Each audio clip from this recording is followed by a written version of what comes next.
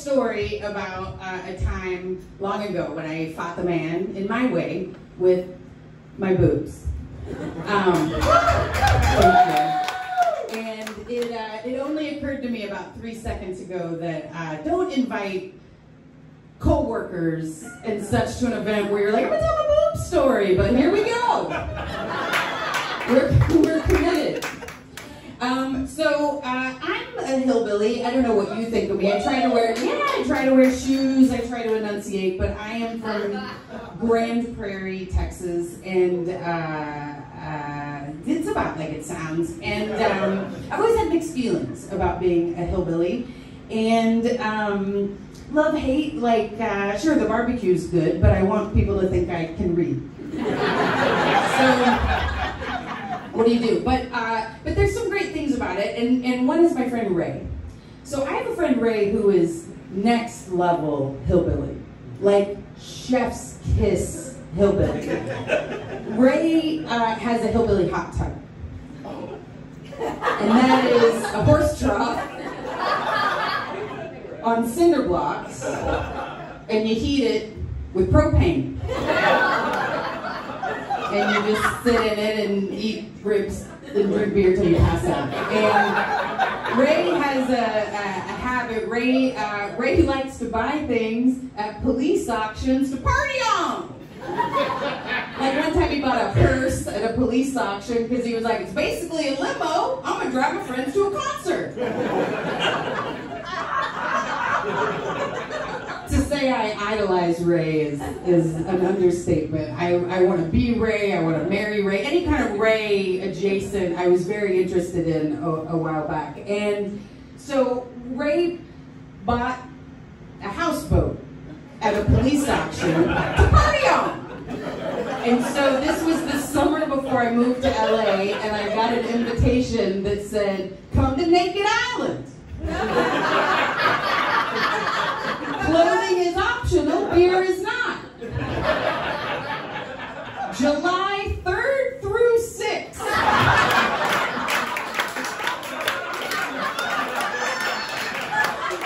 Well, you don't say no to that, Ray. And so I was like, well, I have to investigate and see where this goes. And so we loaded up our beer and provisions, which was really just beer, and we go to Lake Austin, and here's how that went down. So we loaded. Now, when I say houseboat, please, I know you all just thought of the super yacht on Succession. Please know this is basically a barge with a shack on it. It was essentially, I mean, it was just a party on, you guys, and so. But there was like 10 of us or so that were kind of the core group, because it was a 3-day. But I don't know why not everyone was up for this, and in the friend group.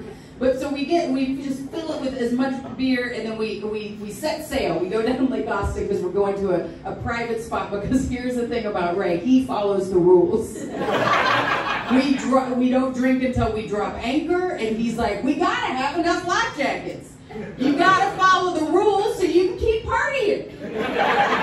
So he's like he had the Parks and Recreation handbook, like the Parks and Wildlife handbook. He's like, nope, we gotta follow these rules. So we drop anchor and trow, and we are like, I'm not naked. I was like, look, look,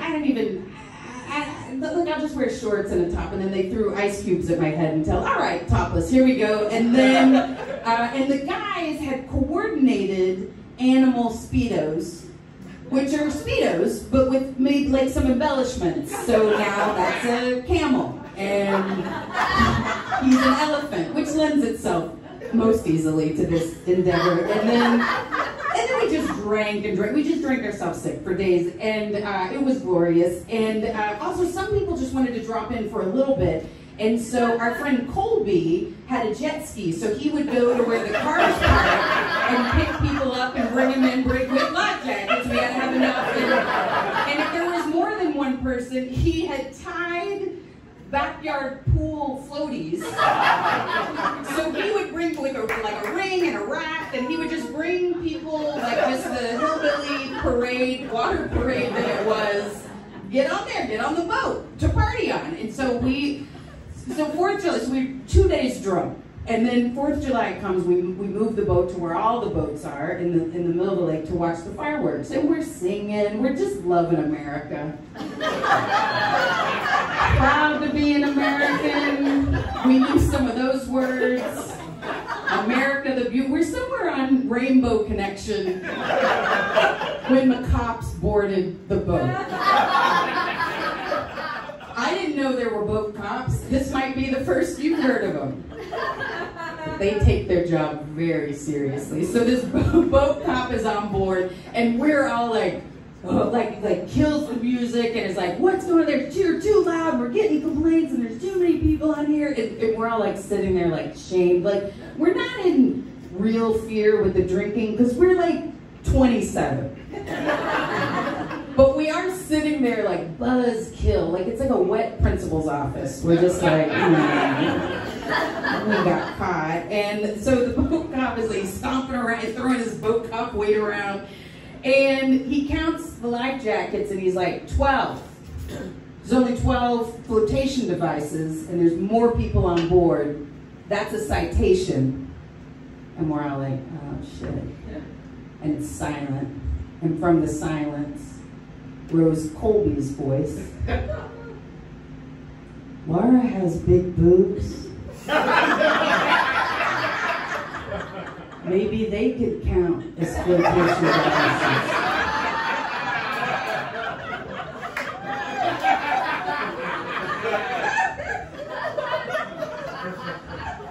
Boat cop was not having it. And so Ray was sighted and we were escorted off the lake on the little boat cop boat, like 3, 4 at a time, and Ray's friend Jamie was upset and revenge peed on the boat. Anyways, the whole thing. And I was like, you know what? This is a nice send-off to Los Angeles. These are my before days. I'm going to the big city. Free of this. And but 6 months later, a stand-up gig takes me back to the Austin, and I run into Ray, and he goes, "You're back! That's great, because the trial's tomorrow." He's gonna fight that ticket. And that's an invitation you do not say no to.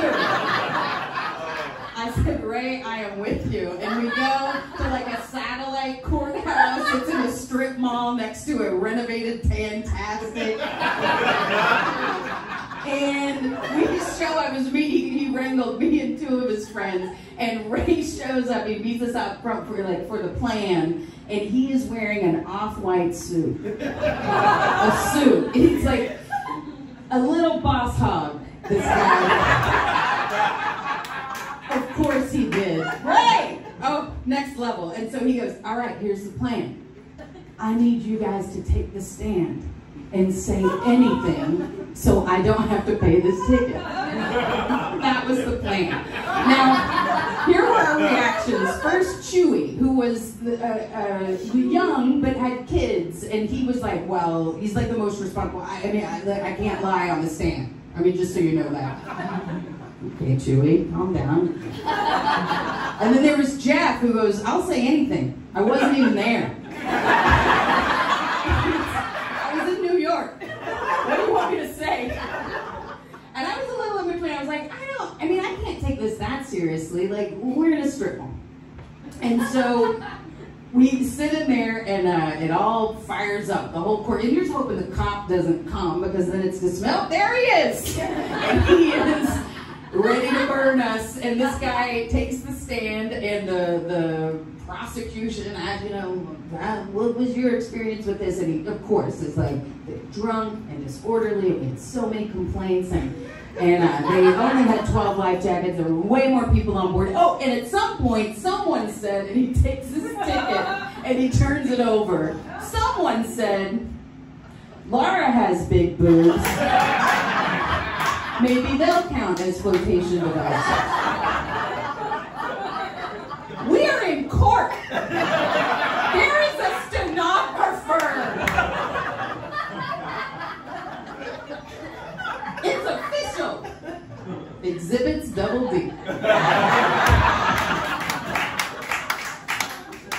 There were titters. Anyway. like busted so hard. And then Ray gets to talk to the guy, and Ray said, "Oh, I heard you say, you know what? This is a terrible Ray impression. Here's a better one. Sir!" He's marching. Baby Matlock is at it. And he goes, "There were 12 life jackets. How many people were on board?" And the cop's like, "Well, like 20, and he's looked into this citation, and he's like, well, I don't know, but it was more. You don't know. Well, then he just ran the board, didn't he? Brings up Chewy, and Chewy is happily not lying. How many people were on board? I don't know how many people were on board. He brings up Jeff. How many people were on board? I don't know how many people, and he didn't. He was in New York. And I get called to the stand, and the judge is like, "You, Laura?"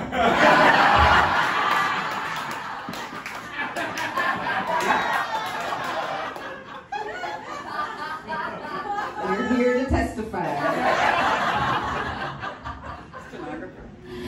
And I too don't know who. I don't know how many people were on board. And then Ray does his closing arguments. "Your Honor, I don't know how many people were on board. He doesn't know how many people were on board. She doesn't, and we can never know how many people were on board that boat. And I don't think I should be punished because we have no proof of wrongdoing." Foghorn Leghorn.